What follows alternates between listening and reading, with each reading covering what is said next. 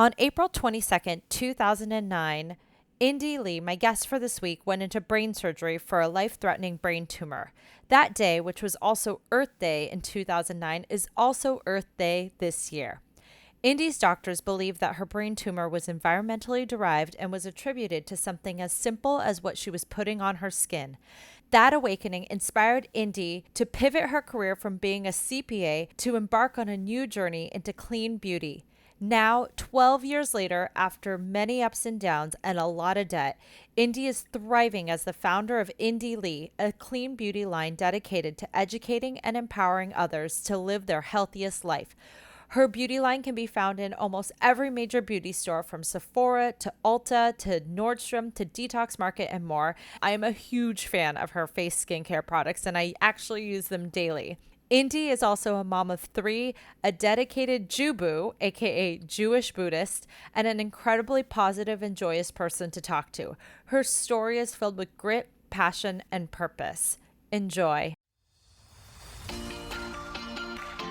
Welcome to Mommy's on a Call, your sacred space to laugh, learn, and feel like a real grown-up human for a hot minute.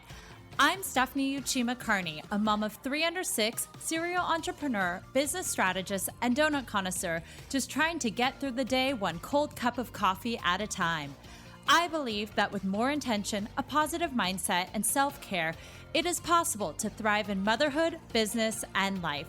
My mission is to uncover the daily rituals, life lessons, real-life tactics, and favorite tools to inspire and empower you, mommy, to get the most out of life every single unpredictable day.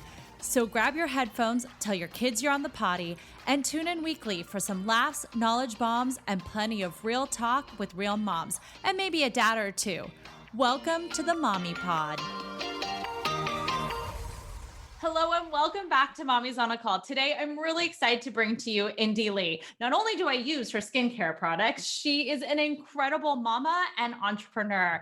In 2008, Indy was diagnosed with a life-threatening brain tumor that doctors felt could be environmentally derived and attributed to something as simple as what she was putting on her skin. This was her big awakening, and I'll let her tell her story. But after surviving the successful surgery, she embarked on a new journey, Indy Lee Skincare, a clean beauty line dedicated to educating and empowering others to live their healthiest life. Welcome, Indy. Thank you so much. I'm so excited to be here. This is so great. I love talking all things motherhood and entrepreneurialism and how we as superwomen balance it. Exactly. And I'm really excited too, because, you're a few steps ahead of me. So I'm hoping to gain a little bit of knowledge from you. So to start, I wanted to ask, what is your biggest mom win of the week? Oh, wow. I did not see that one coming. Big mom of the win of the week. Well, my daughter would say that it was that I let her know that school was canceled rather than letting her get up early. So I won on that one. So that's a big win. My other, I think, big mom win is that I am going to visit colleges with my other daughter this weekend. So that's another mom win. I said, okay, we'll do it. It's fine. We're in board mode. That's fine. We're going to do it. So we are going to Maine on Saturday. We're driving up. We're going to see University of Rhode Island. And then on the way home, we're going to go visit University of New Hampshire. And we are making a little girls trip. And we got COVID tested and we're in a contactless boutique hotel. But, I feel really bad for her. My oldest daughter is 17. And as a senior, you're not really having those senior moments. Yeah. They don't think there's going to be a prom. There's all those things you look forward to growing up, those rites of passages. And God bless this child. She's done incredible things and really turned her academic life around and gotten to these great schools. And she hasn't visited one. And I said, okay, yeah, Has she done it all virtually, just like virtual tours? Yeah, Penn State, Ohio, and Miami of Ohio. And I was like, okay, those are a little bit of a drive, a schlep right now. But she's waiting to hear from UNH and URI. And I said, okay, we could do this. So that's my mom win that I surprised her. And I got this beautiful hotel room with a fireplace. So I'm winning. Girls getaway. I am winning on both hands for both kids. Well, then to step back a little, can you give me a little context about your family structure? So Sure. I know you have 3 kids, quote, 3 kids.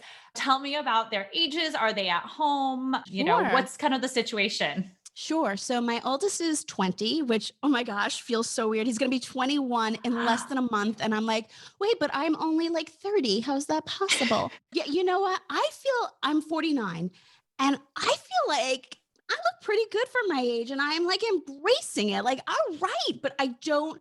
But then I think, oh my gosh, I have an almost 21-year-old that I can go to a bar with. And I'm like, what? So I have a What are you 20-year-old going to son. do for his I 21st birthday? How do you so celebrate 21st I birthdays in a know. pandemic? And he's in Boulder. So he goes to CU Boulder. He went back this year. He left. He was there last year, left in March and came home for the rest of the semester and was home from March to August. And he was like, I need to go back. And I'm like, I need you to go back. Like, so he's in Boulder right now. So a phone call. I mean, there's not much to do. I'm sure I'll have to send some wine money his way. I don't know what you do. So he's my oldest and he's my spiritual child, very soulful. He's my old soul. Then I have Emily, who is 17, who is in her senior year of high school, who's my spirited child. She's definitely a new soul, but I think I learned the most from her. And for any of those moms out there who have kids who are teenagers and like banging their head, like, is it ever going to change? My daughter and I had one of those relationships and we have the closest relationship now. Like, I am holding on to every moment I have with her right now. But believe me, I was counting down till she left like a year and a half ago. And then I have a 9.5-year-old, Samaya, who is in 4th grade. And she is not my biological daughter. She's actually my goddaughter, but she's been with me since she was 6 months. And she is a little gift that basically came to me on my doorstep that I have been appreciating every moment of ever since.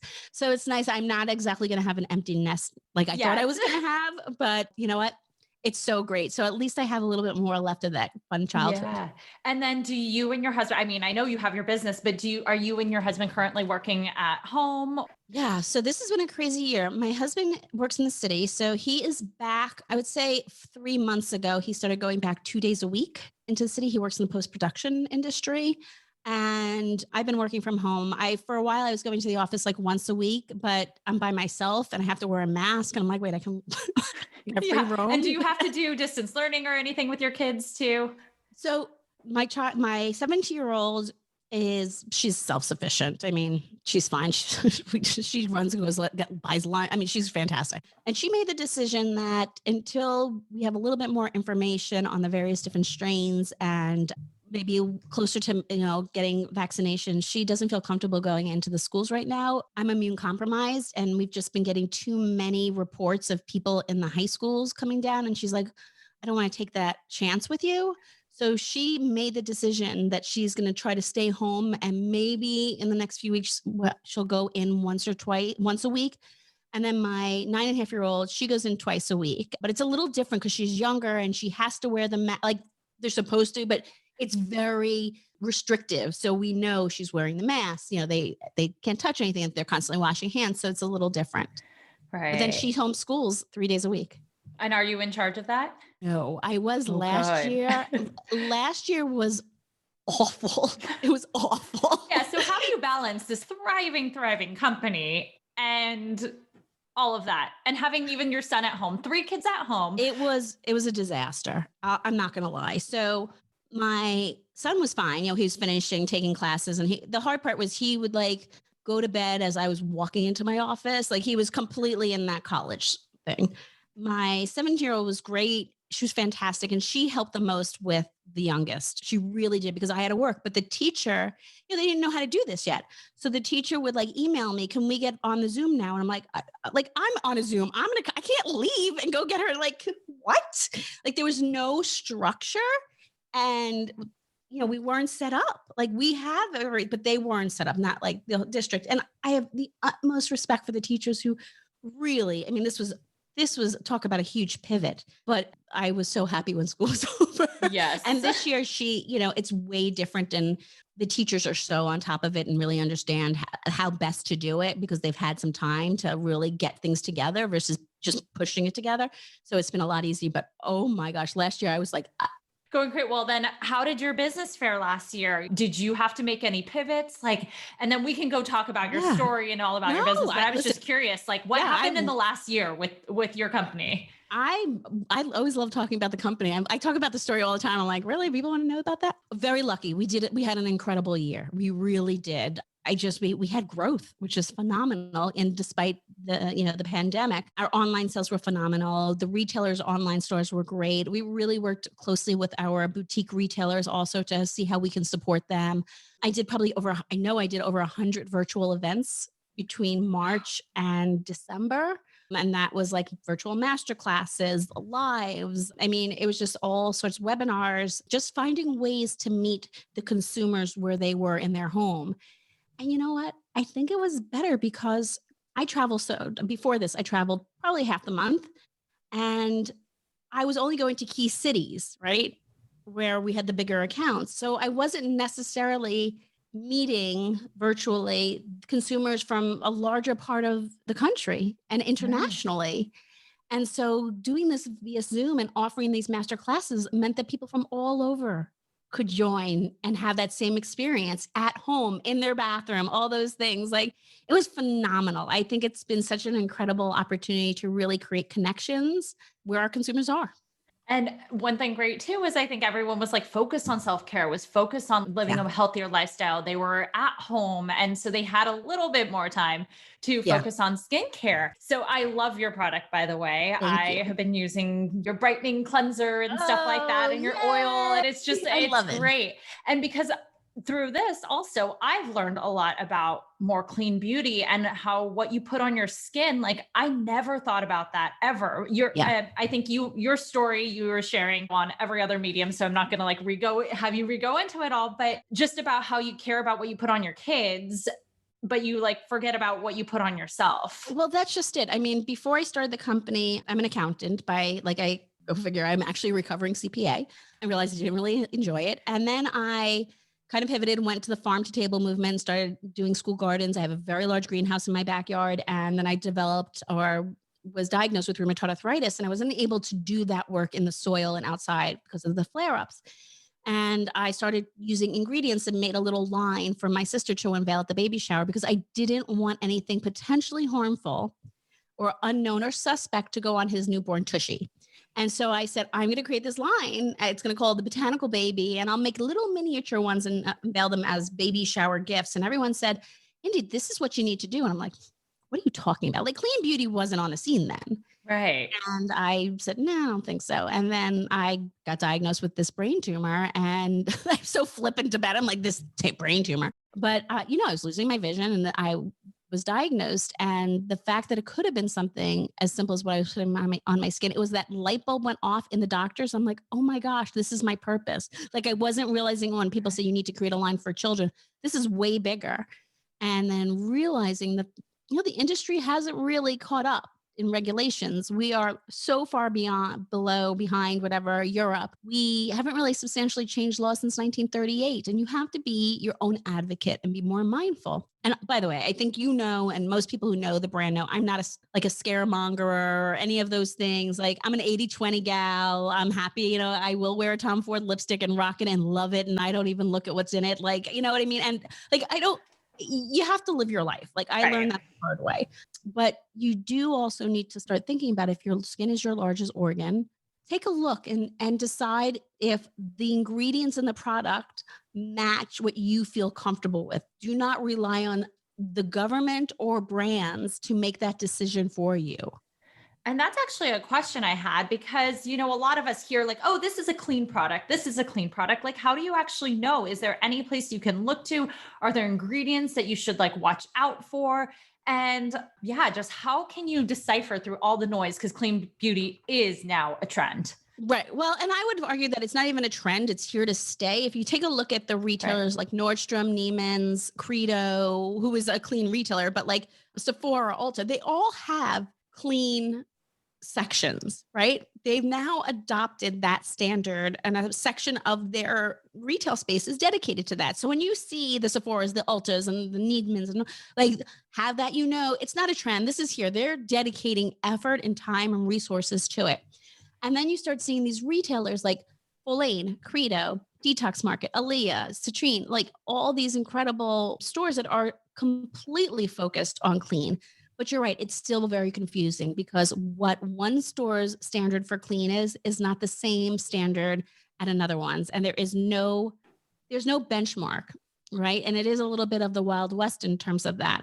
So where to go is an interesting, really question. I would say when you take a look at like the detox markets, Aaliyah's, Folane's, and Credos of the world, they're really setting the standard. I mean, I know that between Folane and Credo, they have entire divisions really set up to all sorts of, sustainability efforts, like clean and then clean, which I am so honored to be a part of. And so I think those are a great place because if you see the brands that you like there, that's probably they're doing the work for you. They really are doing the vetting for you so you can feel confident that the products that are there are good. And then if you see them at other stores, of course, I always say support, but I'm in all these stores. So I'm like, support everybody. Yeah. Well, I guess like, I didn't mean like a trend, like it's going to go away, but like everyone wants to break into it. And so you see Target coming out with their own stuff. And it's like, how do I know that, the Up and Up brand that's like clean something or another is actually clean? Like, how can I look at the ingredients and know when there's no regulation? Yeah. So I would say you do look at the ingredient list and you have to do your own work. And the way you do it is you can look up, you can basically use Google as your friend. I have the, cosmetics ingredients Bible, which you can open and look things up. I also have the physician's desk reference for herbal naturopathic ingredients. So don't expect you to have that, but you can go and Google. I mean, you have resources, and I warn people that this is just a starting point, like the EWG, but that's not your end point. It's a starting point. I think that's a great place to start. But really, when you see things, and you used to say if you can't pronounce it, it's not good for you. But like most people can't pronounce simondisis shinosis, which is jojoba.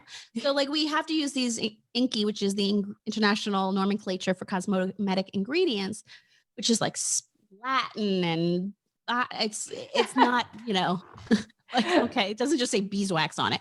And so you really have to do a little bit of the digging, but I think the best way to start is taking a look at some of those clean retailers and looking at the brands in there.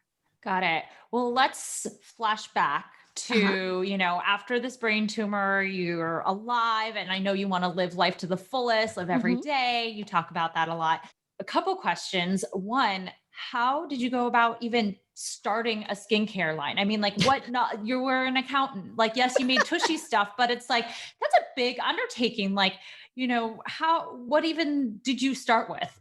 Yeah, I'm insane. And you had kids at the time too, and you were still recovering. They were little. Were little. So the first thing I did was I wanted to pretend like I was Martha Stewart, I think, like a bougie. Now she's bougie, but I wanted to be more like that. And I was just reading everything I could about clean ingredients and body care. And my first products were all body, really. I mean, they were the things that you can make in your kitchen. Now, I will say one of our products my first product is still in the line. The coconut citrus scrub I started in my kitchen. It was one of my first products and still in the line today, which is pretty cool. But I had like bath salts and I had body oils and things like that I could make and mix. And I was making them in my kitchen. So you were the formulator. There I was trying to figure out how am I going to do this, and really read everything and on the DIY side, and then started to talk to cosmetic chemists, dermatologists, aromatherapists, naturopathic doctors, and really getting a better idea. And then I realized, I wanted my products to also be safe on the shelf and be tested. And we wound up being connected with a formulator / manufacturer who I still work with to this day. And we were off to the races. And that's when we were able to really come out with a little bit more of the complex products, like the brightening cleanser, the toner, and things like that. It was working with chemists. You get to a point when you're working with stem cells. This is not something I'm mixing in my kitchen and measuring doses of things. Really wanted it to be done that way. And I really wanted it to be manufactured in an FDA compliant lab and stuff and things like that, and have lot numbers and all that. And so we started really early on. I mean, in 2010, I had already started moving to a manufacturer. Oh, wow. And during this time, I mean, you had young kids, and how are you doing this all once you decided you're not going to be making little scrubs in your kitchen? You're going to start scaling this. Like, what was that like?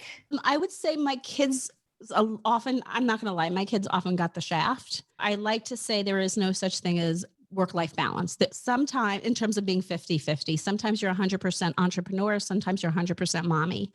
And there were days that I was 90% business. The flip side of this is because this was bootstrapped, like I sold my jewelry and then emptied my 401k and then I went into credit card debt. Like I walked before I could run. So it wasn't like I was taking on these huge retailers before I could, but I was still trying to figure it out because I really wanted to create change. And so it was a lot of times, working 18-hour days. Sometimes it was 15 hours days. Fortunately, my kids were in school. So when they were in school, it was very easy, but then they would come home and I would be there a little bit, but I was back down in my office trying to figure things out at night. And so it was very consuming. I don't want to sugarcoat and say, yes, I was frying bacon and making pancakes. And then I was, on conference calls. No, that's not how it went. I was like all in.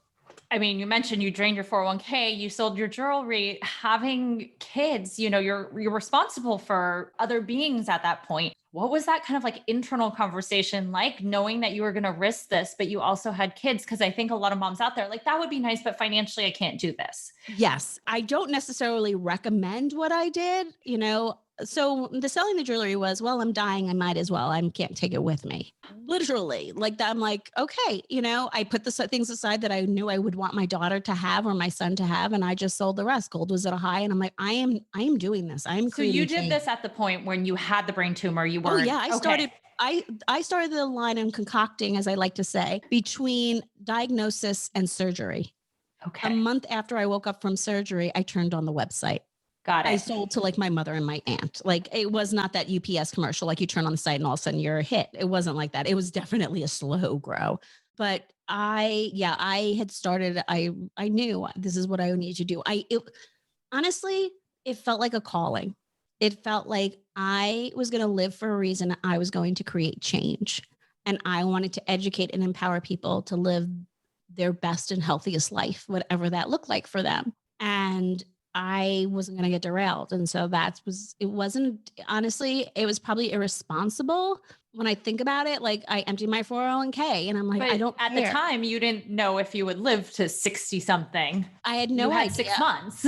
Right. Exactly. And so I was like, I need to do this. I need to do this. And then when I had this surgery, I knew I was like, okay, I live for a reason. I'm not stopping. And then it started to get a little traction and then a little bit more traction and then, okay, a little bit more traction. And so it was definitely a slow build too. I don't want you to think like, oh my God, she opened it and then she was in like Ulta. No, that just happened this year. Or last year. So it was a slow build in that respect, but financially it was really, really, really tough. We did not, in terms of, one of my business partners and my creative director, like there was a lot of years there that there wasn't money, and my business partners and we didn't take money until 2017. So that's pretty much 7. Yeah. Yeah. Was there ever a point in those 7 years that you thought maybe we shouldn't do this? Yes. I always am very honest about this. It was probably towards the end of that year. Like in 2016, I was like, if we don't go for funding or we don't have something change, I can't continue to do this. I need to figure out how I'm going to pay off debt. And I have children who are looking at college. Yeah. I need to do something. I was very fortunate that my husband has a solid job and was able to, we were able to scrape by and again, go to a lot of debt. But it was one of those where I was like, I can't. And then I literally said to the universe, I need help. Like, can you please help me? I need help. Send me a sign. It's going to be okay. As the story goes, like a month later, I get an email and and I was getting a ton of people from the private equity who would reach out, but I was like, no, this isn't the right thing because it wasn't about just money. It was about know-how. It was about how to do this industry. I didn't come from it and have that experience on scaling. I get an email and it says, hi, my name is Lori Perella Krebs and I'm working with this private equity firm and this is who I am. And there's XCO, Frederick Hokai, the whole thing. And I don't know, I just loved her email. And she said, would you be willing to have a talk? And I wrote back, I said, yes, I'd love to. And she said, okay, let me know what time works for you. And I said, how's now? And we got on the phone and I think we met 2 months later. And then we I would say like dated, like we're trying to figure it out. And in May of 2017, they invested in us. Wow. I love that you asked for help, that you like finally put it out there, because I think that's also something like whether in your business or you're a mom, you want to have that ownership that you're afraid to ask for help. And so I love that you just put it out there and all of that kind of came. Oh my gosh, I'm a big believer. I'm very woo-woo, very woo-woo. And I really do believe that sometimes you have to surrender and say, I can't do this by myself. And I do think a superpower that people don't realize is a superpower is asking for help. That is not a weakness. That is a strength. It is one of the hardest things, I think, as women to do. That is very true. I think like a lot of the moms and entrepreneurs that I've interviewed, that is kind of what the number one thing that differentiates them, besides like a strong morning routine or, those sort of things, but is the ability to ask for help, whether it's help in your business, whether it's outsourcing childcare, whether it's asking help, outsourcing, delegating, whatever that is, but it's putting it outside yourself and not feeling guilty about asking for it. Well, and that's it. And it's so interesting because when you look at research, it says people want to feel that they are of service, right? That's like a need. People want to feel helpful. So if we have the large population feeling that they want to be of help, why wouldn't we feel comfortable asking for help? But we're willing to give help. And so it's one of those really interesting things that I don't know where it happened in society where it was frowned upon, but I'm all for it. Like, I have no problem saying, I need help. You mentioned you're like really woo-woo. Were you always this way, or was this something that like your life-changing moment changed the way your perspective on the world? So I've been a practicing Buddhist for over 20 years. Oh, awesome. Yeah. So that woo-woo side was there. It gained some sparkle, certainly, after dying. The day I was diagnosed, it was November 4th, 2008. I remember the day like it was yesterday. And when I was going to the doctors from when he told me on the phone, you have a brain tumor, and I said, I'll see you in 15 minutes, my life changed. Then woo-woo was put on steroids because I realized for 37 years as I'm driving, I was like this passenger in my life, checking boxes of everything I had to accomplish and wasn't actually living. Like you're kind of going through the motions, but you're not there. I had glimpses of being present, but I wasn't passionate about my life. And I made the decision on that car ride that every day from that day forward, whatever I had left, I was going to live passionately with purpose and be fully present in every moment. And I have to say, I'm doing pretty well. That was 2008. Now we're in 2021. And yeah, I have bad days. I believe that bad days are very helpful because you know what a good day is when you experience a bad day. But I'm really I'm flying that freak flag of being woo-woo. And what are your favorite woo-woo practices, or what are your favorite things to do every day? I am a meditator. So I meditate every day, twice a day. I journal. I do affirmations in the morning. I read every morning for personal development as well. So I have been actually getting up and I chant. So I am my Buddhist sect is the Nam Myoho Renge Kyo, that like Tina Turner, that is the I follow. And so I do chant as well. So I've got a lot of tools in that toolkit for mindfulness at this point, but the meditation started after surgery. And I mean, I journaled before that, but it got even more serious.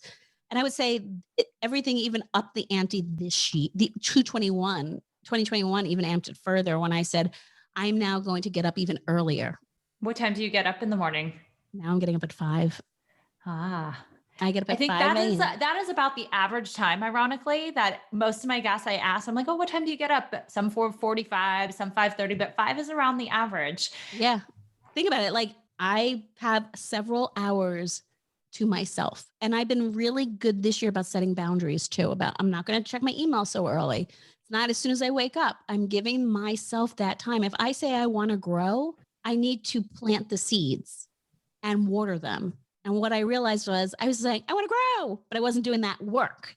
And so the reading, the visualization, that's the work I need to do in order to grow as a human.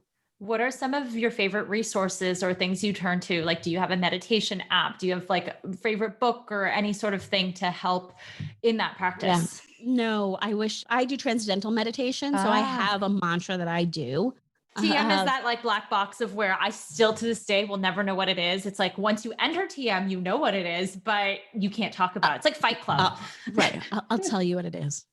Here you go, readers. It is meditation for about 20 minutes in the morning and 20 minutes at night. And everybody gets their own distinct, I think, for all that we're all chanting the same word, but mantra. And it's based upon your time of birth and blah, blah, blah. And they're given to you. And that's what you chant. And that's basically how it works. And for me, it was just so I needed something to say, yes, it will work. And I needed that little oomph. And so I invested in it to make sure that I was doing it. And it really has changed my life for sure. Wow. I think that's a big resource. Okay. So I wake up at 5 and then I have to start adding exercise, but I haven't yet done that. But I love to read. And I was like, oh, I'm happy to make time for reading, but I wasn't doing it. I was doing it at night and I was exhausted. And I fall asleep with the book on, in the first paragraph. And I'm like, this isn't reading. And so I'll read anything from The Alchemist I'm really loving Jay Shetty's Think Like a Monk. I'm loving it. Shout out to Jay Shetty. I followed him before he was even big. And he spoke to me as another Buddhist, spoke to me, and I only wish he actually spoke to me. Like I have so many questions, but I decided I was going to get the book. So I put it on my iPad and I so enjoyed it that I bought the Audible. Yeah. And so I'd listen and then I'd listen and read along. So I'd have his beautiful voice in my head. And then I was like, but I like to write in my book. So now I bought the freaking book. So now my goodness. So Jay Shetty got a ton of money from you. Wow. Yes. That's the first time I've ever done that. I was like, oh. What? I was going to ask, what got you into Buddhism? So my grandma was actually a Buddhist priestess. The house we live in now used to have a Buddhist temple in it. Oh now it's our playroom, like it's converted. But yeah. And so I was curious because I'm half Japanese. And so she was a Japanese Buddhist priestess. And so I'm curious how you got involved. So it was before my son was born, and my mother's Jewish, my father's Catholic. Mm-hmm. And so I was brought up kind of both, but then kind of I wouldn't say lost my way, but kind of wandered from it and said, I had issues, whatever. I was more culturally Jewish, I would say, than religious. And I felt like there was something missing. And I was always been very interested, and I always loved the Buddhist philosophy. And I said, I really need to find out more. And I'd started to reading some books and whatnot, because the internet wasn't even that big then. This is going back. I'll never forget, I had a coach, an executive coach, and he said, do you have any spiritual practices? Because we talk about my journaling and whatnot. And I said, well, I'm looking into something. I think I might find something, because I think that would really give you part of that self that you're looking for. I said, well, I'm looking into something. He goes, oh, what are you looking into? I said, I don't want to tell you because I have to do the homework and I don't want you to think I'm crazy. And he said, you're a coach, therapist. I'm not going to think you're crazy. And I said, I'm looking into Nichiren Buddhism. And he goes, and he starts laughing. I go, I cannot believe I just bared my soul and you're laughing. And he said, I've been practicing for over 20 years. Wow. And I was like, what? And yeah, he used to practice with Tina Turner and Patrick Duffy. So it's very interesting. So long story short, he connected me with one or two people who were local to me. And I started practicing, and that was it. Wow. And you still then do to this day? Yeah, I have my altar right outside my door. Wow. Yeah. Oh, wow. I love that. Do you involve your kids at all with it, or have you? Yeah, they used to chant with me a lot. My son specifically. And it was so funny because he also went to Hebrew school, and I would get calls from the rabbi I know. He's like, first, he had this whole thing about Santa. And you sent in a ham and Swiss sandwich. It wasn't me, it was the nanny. Oh, God. And now he's having this conversation about Buddhism and telling me I need to chant. I was like, I'm so sorry, Rabbi. And the rabbi and I were very, very, very close. So we'd have these laughing moments like only me. I was treasurer of the temple. And it was just so funny. I'm truly a Jubu. And Jubu, I love that. I feel like that's kind of my kids. My husband's Catholic Jewish, and then I'm, Catholic Buddhist. Yeah. So I love that funny. Jubu. Yep. And so, but my kids were raised, I would say, culturally Jewish. Jacob went to Hebrew school, etc. But yeah, they're more spiritually minded, I believe, I would say. Did you involve them at all too in your business when you were building it since they were a little older? Did they help like box Oh, yeah. things or stuff? Oh, yes. Oh, yes. I'm pretty sure labor laws were broken. I was like, Jacob, I need help labeling things. Could you please, I'll pay you $50. Like this so funny. He was home obviously from March to August. And we had to send, we're doing all these master classes. I'm like, I'll pay you $50 if you could just stuff these envelopes with sachets. He's like, oh, well, make it 100. I'm like, Jacob, just stuff the envelopes. So they absolutely do. It's so nice because they're so proud. They've come with me to events, and it was so cute because they'd never come. Emily would come with me to events and watch and whatnot. And they were mostly like selling at various different like trunk shows. And then they'd never see me like at a Nordstrom trend show with them on a stage when there's like 500 to 1,000 people. And I'm like, and I'm Indy Lee, they'd never seen that. So I had them both come with me. Jacob did it in Colorado, and Emily, I flew her out to Chicago with me. And they were like, oh my God, Mom, I had no idea. And they came to one of my master classes. They're like, well, this is an elevated experience. And we didn't know. And they're like, you sit there and you captivate people. I was like, thank you. It was so cute. So now they're like, oh, you're legit. So I'm like, thanks. They noticed I was verified on Instagram first. Really? Yes. Were they like, wow, my mom might be cooler than we thought? Yes. Oh, yes. My daughter's funny. She said that she'd gone to school and somebody had a blemish stick or a banish stick with. She's like, oh my God, Indy Lee. And the girl's like, yeah. She's like, yeah, you know the brand? She's like, that's my mom. Hi. She's like, yeah, I scored points on that one. That's incredible. What is your favorite product? I Recover Mind and Body Gel. Okay. I'm going to have to I know people are like, what? So like I said, I have rheumatoid arthritis, and it is a thermogenic gel. So it's like got that warm and cold, and it's got menthol, eucalyptus, lavender, bergamot. And it is just, the aroma from it is so uplifting. And like, really for me, I'll just breathe it in and I just go, and then the thermogenic properties of it, so helpful for me. And it's great on muscle fatigue, or like when I have a stress headache, or now that we're sitting on Zooms, like put it over here, I put it on my temples. It is everything. I feel like everybody needs to have it. I have one in my office here, in the office in Rye. I have one by my bed. I have one in my car. I have like, oh yeah, you can't have enough of those. Perfect. Well, I want to keep talking, but I will wrap this up.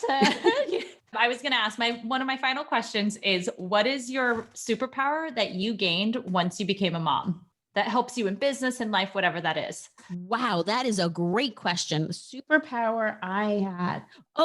I'm pretty sure it's one that a lot of mothers, I can hear my son sneezing in Colorado, like the uncanny ability to hear things that nobody else hears.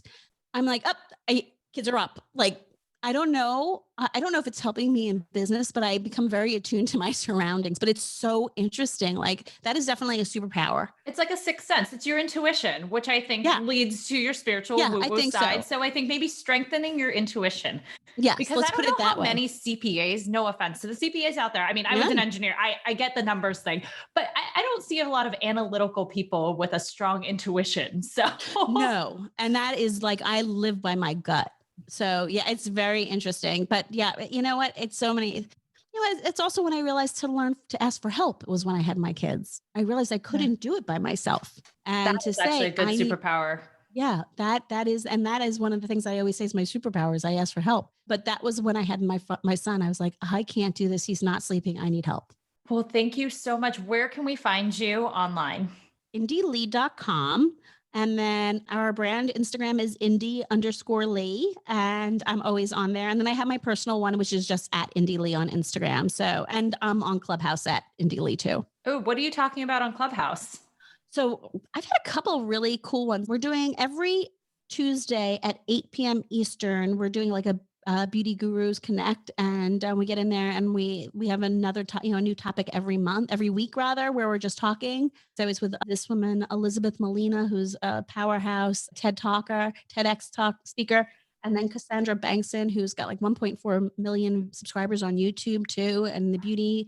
And I mean, it's really cool. So that's a lot of fun for me, and I just love going and listening to other people speak. I think it's I think Clubhouse is a very interesting app. It's exactly. I was going to say it's very interesting. It's still in the wild, wild west, the frontier. So. I think there's a lot of noise you have to literally noise since it's audio. You have to filter through. I think 100%. I've had mixed feelings. I've been on and off. Like some days I'm like really excited about it. And then some days I'm like, I can't listen to another bro try and sell me on like a $15,000 mastermind. It's all these mastermind classes and these funnels and things like that. I'm like, how did I get into these rooms? Like what? I'm like, no. But if you can cut the clutter and find some people that you really enjoy listening to, like I've been in rooms listening to Guy Raz, who, the How I Built This podcast, which is fantastic, or when Elon Musk got on. And, we recently had for the White House, Kamala's, I think, press secretary, like just incredible things where you can go and actually listen to those. It's sort of like a live podcast. So I love that, but I just can't listen to some of the salesmen. It's like, come on. And I was going to ask, when are you releasing, speaking of talking and podcasts? I know you have a podcast yourself. I do. So it's so funny. I just taped, I guess it's called, the 3rd episode today. And I've got to do a lot more planning to make it really I'm like, okay, I'm doing it this year. And it's a lot, but I've made the decision to hire someone to do the editing because FYI, I was doing it. You were? I don't even do my own editing. No. Yes. That is something you ask for help. You for sure outsource. I didn't know, not time value of money here. Like Fiverr or Fiverr. I had no idea. Yeah. I was like, wait, I can have someone do this for $50. Like what? So, outsource that. Yeah. That is my number one. I'm like, I don't care. Just outsource that. Outsource anything that's not in your realm of expertise. It's going to take an hour of your time and you can spend that doing something else where you're either making more money or doing something else or spending with your kids. Do that. I agree. So that's my big thing for this year is doing that. So I can spend more time recording. Yeah. So we'll see. Well, thank you so much for joining today. This was incredible. Thank you for having me. Thank you so much for listening to this episode of Mommy's on a Call. Your support means the absolute world to me. You can find the show notes for this episode and other goodies over at mommysonacall.com. And if you enjoyed this episode or have gotten value from the podcast, I would be so grateful if you could head on over to Apple Podcasts and leave a rating and review so that we can reach and empower more moms all over the world together. Thank you so much again, Mommy Pod, and I will see you here next time.